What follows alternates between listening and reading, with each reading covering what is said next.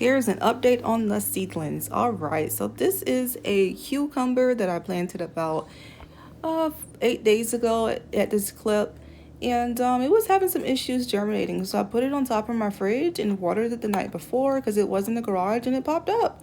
So yeah, it was too cold. And here, this was basically how things were growing. So everything was doing pretty well. And here I started to experiment with the different placements of the seedlings under the grow light. So currently my grow light was at about my grow light was at about 100% intensity and about 16 inches from these seedlings, and so I decided to start moving some up closer to the light and allowing some to remain. Right here, I am basically taking off a sunflower's little seed. Yeah, sometimes it gets stuck as they pop up. And here's that cucumber after about a couple of days. So cucumbers, they grow pretty quickly. And so that's what the seedlings were looking like. And I decided to move the sunflowers up and to see how they would do with the light because I was experimenting, and I allowed the others to remain. And here I am just um, watering my cucumbers, investigating to see how things are going because I did see that some more also, I had some more cucumbers pop up. Actually, these are zucchini, my mistake. So cucumbers and zucchinis, that's what I'm growing. And here, the sunflowers didn't do too good on the top shelf. And so they basically flopped. And so I had to water them and bring them back to life because the intensity of that grow light was just not okay for them. So from that experiment, I realized that they don't need to be on the top shelf; they need to go on the bottom. And pay attention to the greenery of my tomatoes here, because later on in the video, I want you to notice what happened.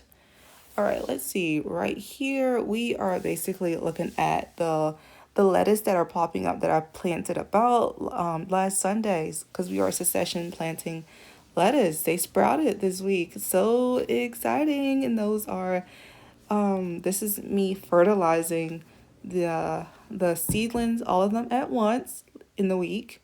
And here we have some wonderful garlic that decided to sprout in my kitchen, and I was debating whether I should put it in my garden bed or not. I don't know because they're not organic, and they say not to like put garlic crops that are not organic from the grocery store in your garden bed. And here I'm just showing basically some of the scraps that I was going to be putting into my compost. Another view of how things are going with the seedlings. The other little gems are doing really great. They are growing well, but some things happened to one of them. And you'll notice that later in the video. There was some paleness that was happening, and I was trying to diagnose to see where that was coming from.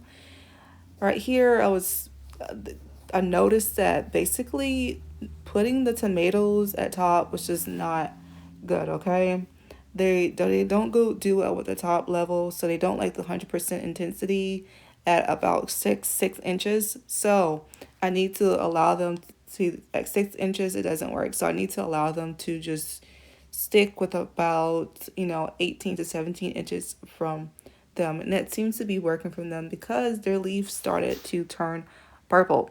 So yeah, so they're literally about to burn. So yeah, your plants, they talk to you. They speak in symptoms, just like how we have symptoms that describe our health conditions. Our plants have symptoms that describe the conditions that they are experiencing, and we have to listen to them to become a better gardener. And these are Brussels sprouts on the side. They're doing okay. They're kind of leggy. These are the ones that were started not under the grow light. I do notice a difference between seedlings that were started under the grow light versus that weren't. The ones that were not started on the grow light early in their life, which were in the window sill pane, they are not as strong and girthy as the ones that have been planted under the grow light. So here I'm looking at the lettuce, and the lettuce that's next to these they are looking wonderful in comparison to these. Oh, and look at this. This is a beautiful leaf that's coming on a collard green. These are doing well. I don't plan on moving these collard greens from this location that they are. I mean, why would I? They're doing great. And the ones that were growing again from the grow light, they're doing exceptionally well. And these are actually some Brussels sprouts that got planted after we received the grow light, and they are doing a lot better than those that did not have the grow light initially. Sorry. Oh, and this is some beautiful lettuce that's growing, and here are the sunflowers they're putting on their true leaves. And here I am looking at the little gem. I currently am testing to see if the little gem is gonna do well with the 100% intensity at about 6 inches. The cucumbers are doing really well. As you can see, they are doing great. And this is the temperature, and here are the sunflowers that I'm trying to birth back to.